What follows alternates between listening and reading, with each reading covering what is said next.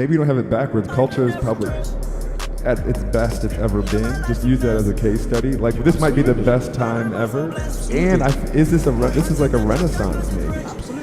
There's more DJs, there's more clothing designers, there's less corporations that are telling kids what to wear. It's actually the other way around. This might be the best time in music, the best time in fashion, the best time in life. Today we talk about Off-White and why I decided to buy from this brand. But to dive into this new but fastly growing and extremely popular brand, we must first explore the person behind the brand. The man, the myth, the legend! Hailing from Chicago and the University of Wisconsin, number Pyrex 23, Virgil Abloh. Stop it. Get some help. So we're going to explore three main areas. His upbringing and previous projects, his relationship with Kanye West, and other stuff. Basically, we want to find out if this is the beginning of the greatest brand of all time. But first, a trivia question. What is the greatest Off-White thing of all time? Milk. That's what I'm talking about. So before we get started, I did purchase a piece, an item that I feel like if I were to describe Off-White to some other person in one article of clothing, it would be this. Hey, yo! Ooh, wow. Huh. Well, there you have it, folks. So if you were to describe Virgil's favorite article of clothing, it would be a tee. And in classic Off-White fashion, you have this beautiful made in Milan tee that comes with this awesome looking tag. I'm a really big fan of this. I've never even seen this or touched this in real life. This is pretty good. And I love how it incorporates his signature crosswalk pattern. You get this lovely crosswalk pattern on the back with just the word white written out. And in the front you have a pretty plain white tee, except you come up to the bottom and you see the two black bars. So let me toss this on real quick. Huh. They said it would be a loose fit, but feels pretty good. A little flex. No flex, so no flex, so no flex, so no flex. Feels premium. I got the black bars down here. Okay. So yeah, I gotta say, it feels nice. I like. And I'll be honest with you, I typically wear a size large in most tees. With Off-White, I went medium, and it fits the way it looks. So let's get going. Virgil is a first-generation American with his parents coming here from Ghana. He was raised in Chicago. When you think of Virgil, you think, okay, cool, he's a designer. Okay, good. But did you know in college he majored in civil engineering? Not only that, but he went on to get a master's degree in architecture. Now in retrospect, looking at everything Virgil has done in the world of fashion and design, I feel this educational background is a big detail because it immediately reminds me of another epic OD architect turned designing legend, Tinker Hatfield. For those in the dark, Tinker Hatfield is the genius behind the design of so many groundbreaking Nike shoes, including nearly every Air Jordan model that Michael ever wore. There's a strong argument that without Tinker Hatfield, the Jordan sneaker line may not even be something we're talking about today. And that is due in large part to a quality that Virgil shares strongly with Tinker.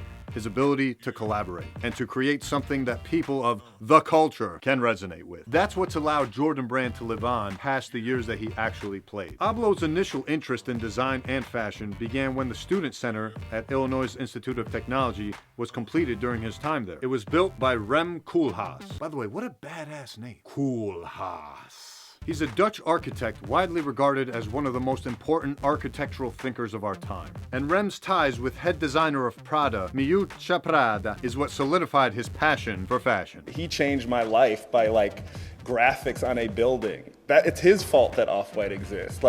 I basically didn't have enough time to wait for me to decide a building, so I just put them on clothes with the same rationale. However, it was first seeing this graphic tee by Balenciaga that moved the needle for Virgil from simply fashion passion to pursuing the industry as a creator himself. It was a beautiful union to him of streetwear and high-end fashion, which is the basis for the brand identity of Off-White today. Now enough about Virgil for a second. Where does Kanye fit into all this? Well, given both of their Chicago upbringing, it's easy to see how they went about hanging around the Chicago scene in the early 2000s. How they first met, though, is still a mystery and something I'd love to find out someday. Virgil and Ye's working relationship didn't officially start until 2003. Virgil actually skipped his final critiques in grad school to meet with Kanye's manager, became Kanye's creative director, and the rest is history. This is when Virgil essentially became Kanye's Consigliere.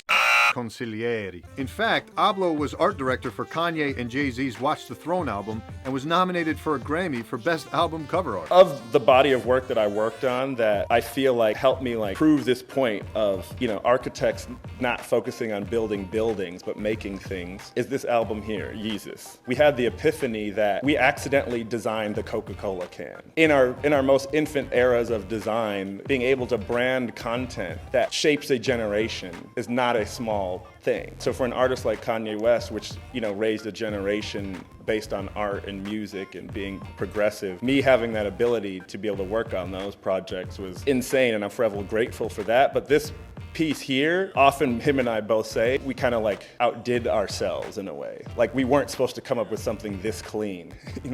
Like something happened, we don't know what it was, but we both like looked at it in the end and we're like, damn, like it's as if we went to design school, or whatever. It's metaphorical as the way it's actual. Like think about the era that when this came out.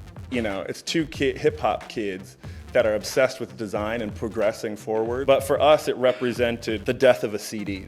We thought like this might be the last time someone ever even sees this. It's an open casket for a format of music that we were raised off of that'll never be seen. Now in the mid-2000s, Virgil and Kanye developed a clothing brand called Pastel. It never officially launched, but places like Colette actually sold some of their pieces. Now in 2009, he and Kanye went to the Rome headquarters of Fendi before he launched Pyrex Vision, debuting in New York in 2012. This was literally like the first piece of art or any concept that I decided on anything myself. Like 100%, like what's my favorite color? What do I want to see?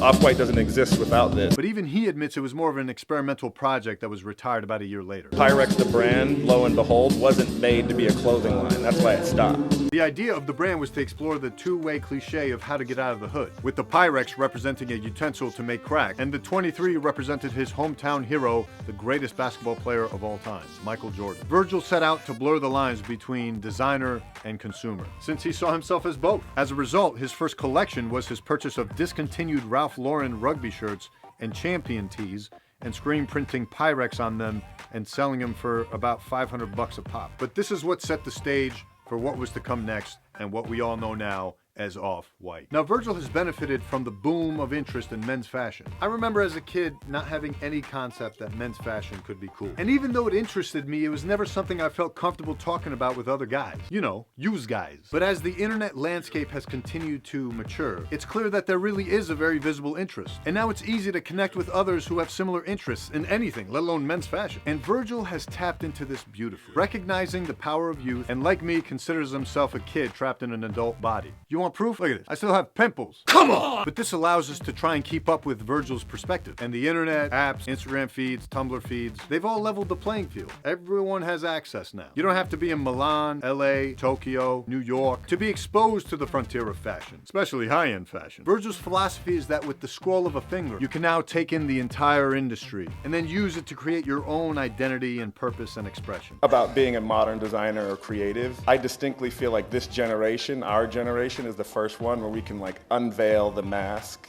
give the kids the tools, let them create, and then we'll have a better existence afterwards. Off-White at its very core is a juxtaposition. I'm a black kid. I identify with white kids. Am I either? Maybe I'm somewhere in between, but Off-White got created with the idea that gray doesn't define the middle of those two things, two absolute. At all times, every Instagram post, every invite for a flyer, every store that I open is juxtaposing two things that are either dissimilar or like very much alike. That's the organizing structure on how I think of is a design finished or not. Not the absolutes of two things, but the in-between in making that definition. It is not black, it is not white. Like the brand name's Off-White, on the back of the shirts it says white. What's wrong with the word white? Is there anything? There's nothing.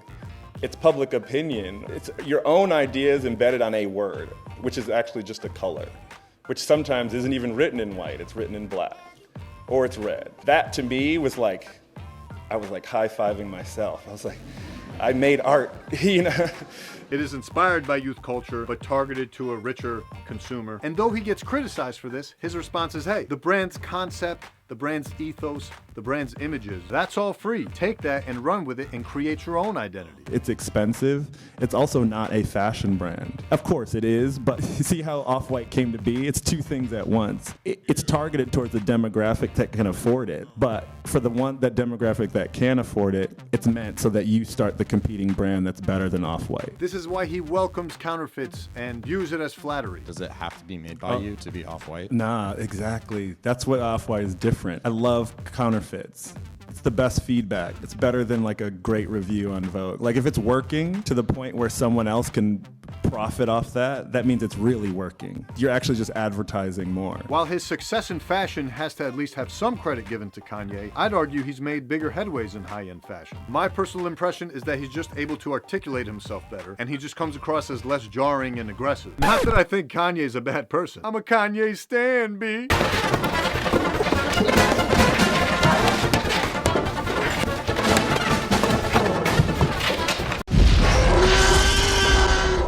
But when I listen to both of them speak, I feel like Kanye's just that master genius that only some very high-level, elite-type minds can fully understand. Whereas Virgil's language is a little bit more easier to communicate to others. Virgil has an amazing ability to maintain a sense of calm and purpose at the center of a hurricane. Especially his target demographic of the establishment, so that he can establish that dialogue between them and us. That fashion show that I showed, it's a communication with a different sect of fashion. You know, I'm responsible to the youth, but also I'm trying to educate that upper layer of fashion that's looking at your Instagram, taking your ideas and making those expensive clothes. So it's like, it would be cool if someone from our layer of culture got to play in that field. But Virgil has been on record saying Kanye is the greatest designer yet to be seen. But a lot of this influence has come obviously from Kanye. And Virgil's just a pure Renaissance man. Like on paper it could be seen as like a clothing brand or a fashion label, but when I look at it myself, it's just it's a playground so that the world can sort of understand what ideas I have. 90% of them fall into like a clothing thing, but some spill off into a music thing, some spill off into a Travis Scott merch shirt, you know, or something. But I needed a bucket, and I urge you guys all as well to like not only think about your work, but think about it in a context larger than that and like what it means. He delves into fashion. He's collaborating with IKEA on making furniture. He's designing costumes for the New York City Ballet. He DJs on the side. He even recently directed Lil Uzi Vert's hit song music video.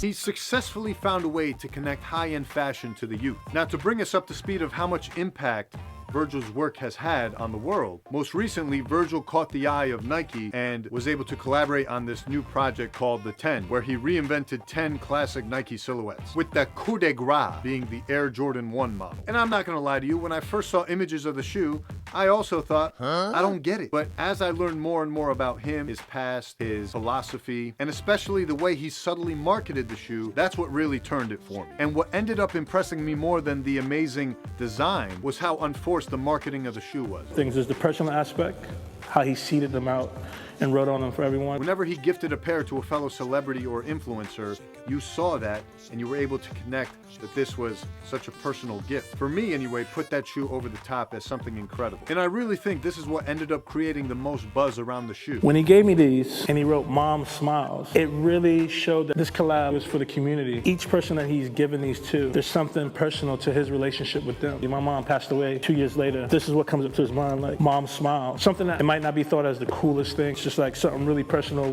between me and him. And it's because you're seeing your heroes gifted these personalized shoes, whether it's an athlete, a musician, or whoever.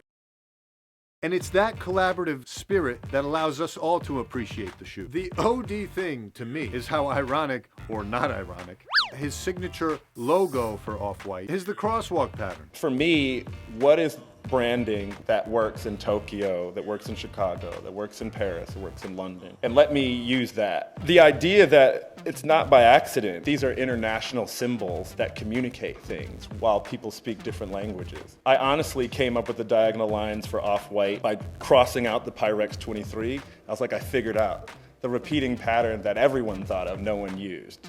It's this. I'm trying to use ready-made things to make people see them. When people send me these images, it's like, that's the feedback loop. It's like, you don't have to consume Off-White. If you can just draw the link between the work that I'm doing and trying to use these ready-made construction things to articulate an idea, then that's half the battle. I realize that my design aesthetic is one part freezing the construction process. Something you see in the streets. Yet, he's found a way to associate it with his streetwear brand. Friggin' genius. And at the end of the day, what's impressed me about this brand and Virgil's approach is not only the fact that he has the cosign of Kanye West, one of the greatest creative minds of this era, let alone others in the creative space today, but even more so than all of that, Virgil has a keen understanding that in order to not be a one-hit wonder, you need substance, and hence his emphasis on, and I'm writing this in Virgil's favorite font, I love to intellectualize the mundane. The term streetwear, everything being in quotes, basically allows me to off-white a situation because I'm talking about the term, but then I'm talking about the sort of like tongue-in-cheek idea of other people using that term. And I think of that term streetwear as a name for a new art movement that is seemingly undefined. So that's my goal, is to define it. And it just so happens that this Helvetica font is what's the standard caption text on Snapchat, a very popular communication tool with the youths. Yeah, youths. And at the end of the day, I feel like I now own a piece of history, a piece of art that's going to age well once Virgil has retired the crosswalk pattern, for example. I'm fully on board with what Virgil's doing, and I can't wait to see what he comes up with next. It's an exciting time. What a time. And I see a lot of myself in Virgil, also having a college background from an engineering school, always over-intellectualizing the mundane, feeling like a big kid, and seeing the beauty in an unfinished product, which you're seeing a lot of in his current work, allowing the end user to complete it and perfect it. I think that's a beautiful thing. And Virgil, I just want to thank you. Keep up the good work, buddy. And with that, I'm out. We'll see you on the next one. Peace! The stuff that interests youth culture is important. The stuff that we make is important. Like, who's to say we can't start cross-referencing and have these things have a larger meaning? And that's just sort of the freedom that I create. If I like varied things, that's the whole Off-White, taking inspiration off of things that are so dissimilar, but making a space where they both can exist is awesome.